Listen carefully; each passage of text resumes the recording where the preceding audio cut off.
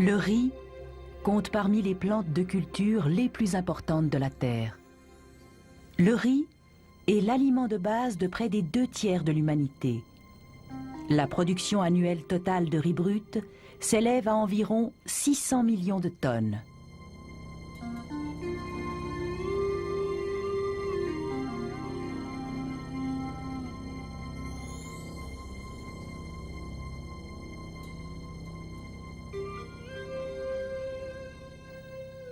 Près de 90% du riz est cultivé dans les pays asiatiques, surtout pour les besoins propres.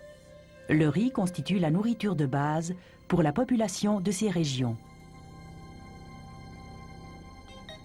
Environ 3% de la production de riz provient des pays industrialisés occidentaux.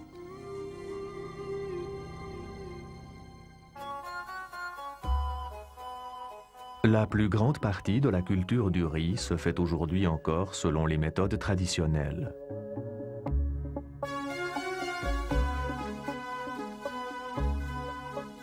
Pour irriguer les champs, on a construit en Asie les célèbres terrasses à la main pendant des millénaires.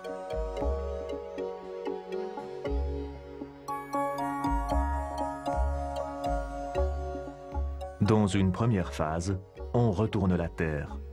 Les résidus végétaux de la dernière récolte servent d'engrais.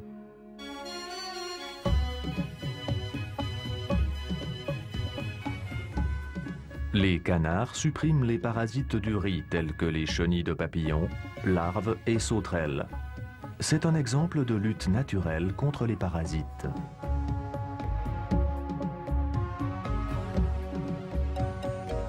On aplanit les champs à la main et avec le traîneau niveleur.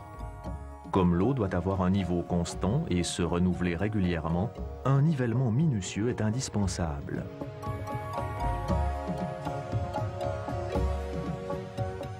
Le riz est une plante aquatique. Elle effectue toute sa croissance dans l'élément liquide. Après les semailles, les jeunes plants poussent trop serrés. Il faut les étendre et les repiquer.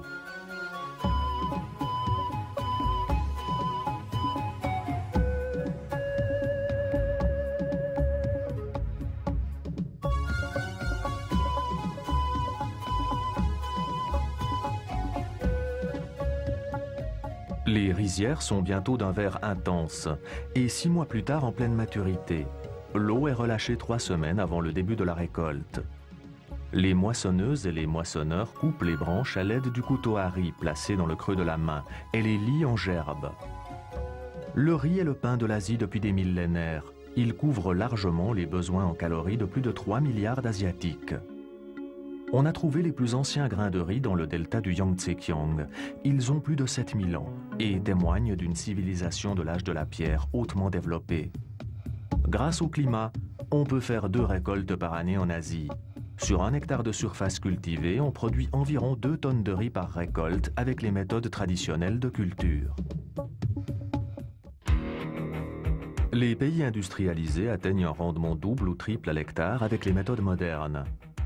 Les machines ont supprimé le travail manuel. La mesure au rayon laser permet par exemple ici aux États-Unis un nivellement des champs mécanisé et piloté par ordinateur. Le laser sur le poteau indique le niveau. Le champ reçoit ainsi l'inclinaison désirée pour l'irrigation. Les champs de riz sont damés et disposés de façon à ce que l'eau puisse être retenue et plus tard à nouveau s'écouler grâce à la pente du champ. Les importantes masses d'eau nécessaires proviennent de puits profonds ou de cours d'eau proches. Les champs sont inondés à peu près en mars.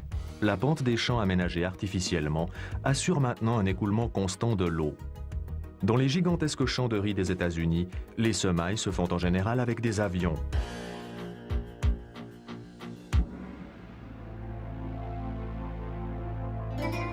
En Italie aussi, la culture du riz est entièrement mécanisée. Pendant la croissance, les champs sont sous environ 15 à 20 cm d'eau. Toutes les 6 à 8 semaines, on abaisse le niveau de l'eau pour alimenter le sol en oxygène et en engrais.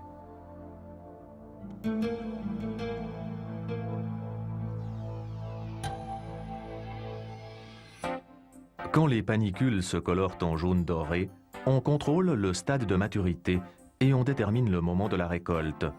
On assèche les champs 5 jours avant la récolte. Puis les énormes moissonneuses-batteuses avancent sur les champs, coupent, battent et séparent le grain de la balle.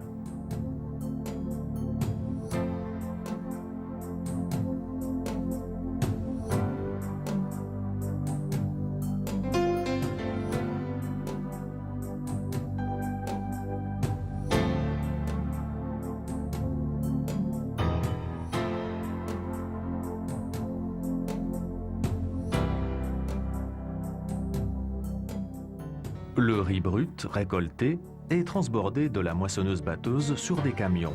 Il est mis à sécher puis stocké dans des silos. En Italie, le paysan met en vente son riz brut dans une bourse du riz en montrant de petits échantillons.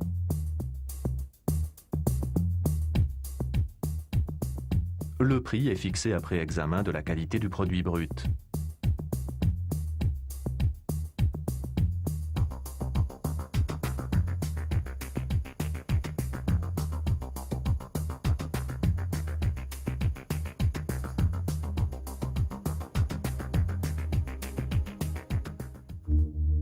Le riz est une céréale. On connaît aujourd'hui environ 8000 variétés de riz de culture sous le nom botanique Oryza sativa. Les recherches internationales apportent chaque année de nouveaux croisements dotés de propriétés de rendement améliorées.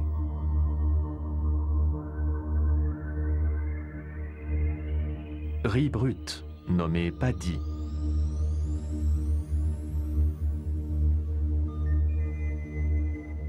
La coupe longitudinale d'un grain de riz nous montre une enveloppe externe dure, comme de la paille, la glume, qui entoure et protège le grain.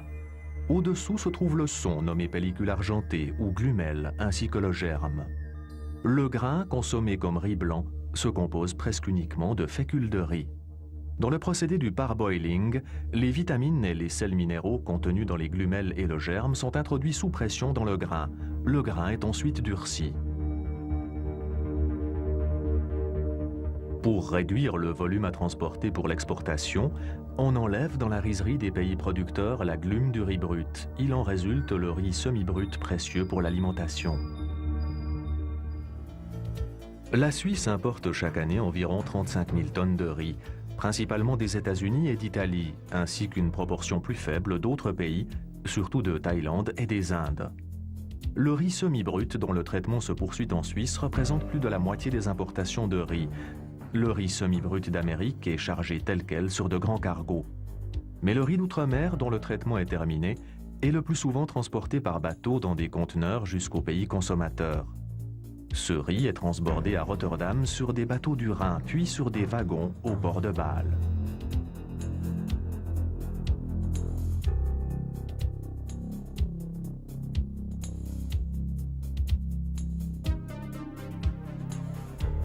Le riz d'Italie arrive par wagon de chemin de fer ou par camion dans une des rizeries suisses.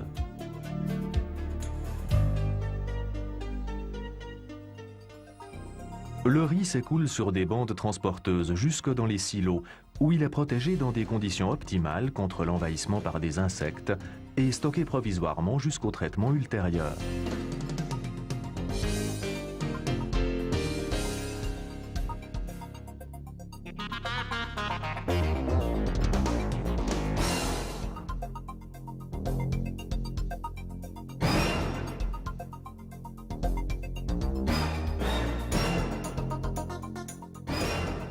Avant de parvenir au traitement, le riz semi-brut est nettoyé et les grains sont triés par épaisseur et largeur à l'aide de cribles. La pression de l'air élimine la poussière et les résidus légers. Pour obtenir du riz blanc, on blanchit le riz semi-brut déjà déglumé pour le débarrasser de la pellicule argentée, c'est-à-dire de la couche de son, et on ôte le germe. Ces machines blanchissent en 3 à 4 passages la couche externe, composée de graisse et de protéines facilement périssables.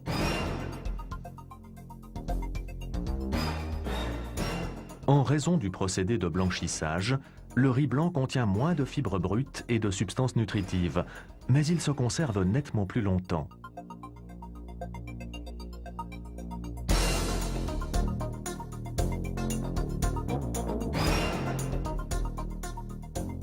Des cribles à secousses et des trieuses électroniques éliminent les brisures de riz et les grains foncés.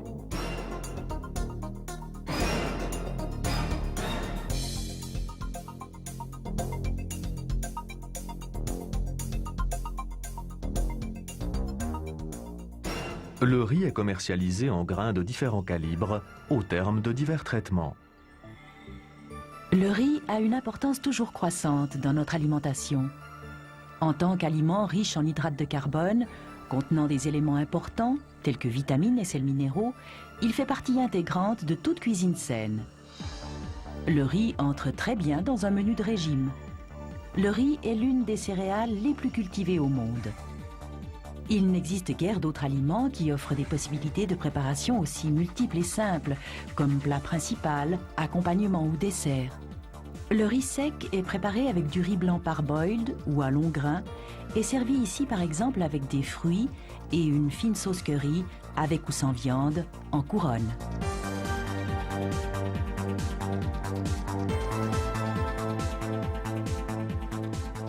Le riz est un aliment très avantageux et parfaitement adapté aux provisions de ménage.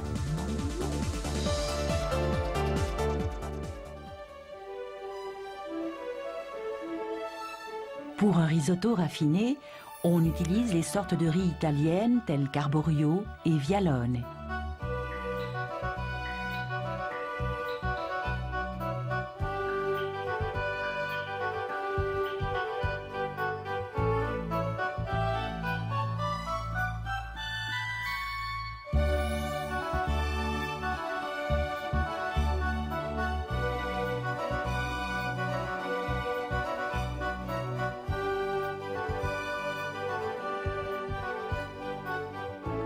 Il existe d'innombrables façons de faire un risotto.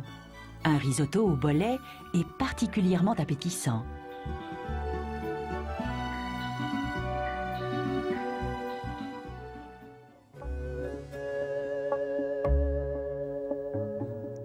La cuisine asiatique nécessite le plus souvent du riz à long grain. Pour un riz qui ne colle pas, un riz blanc parboiled ou à long grain. Pour un riz collant, un riz parfumé d'Extrême-Orient tel que le riz basmati ou thaï. Les restaurants qui servent des spécialités dans une ambiance extrême-orientale sont très appréciés. Mais on prépare aussi, de plus en plus souvent chez soi, des mets extrême-orientaux et exotiques. L'énorme diversité des sortes de riz et des façons de l'apprêter offre à n'importe quelle cuisine de nombreuses possibilités de préparation et de variation. Le riz est l'un des aliments les plus appréciés dans le monde entier et contribue à assurer l'alimentation de la population mondiale qui croît constamment.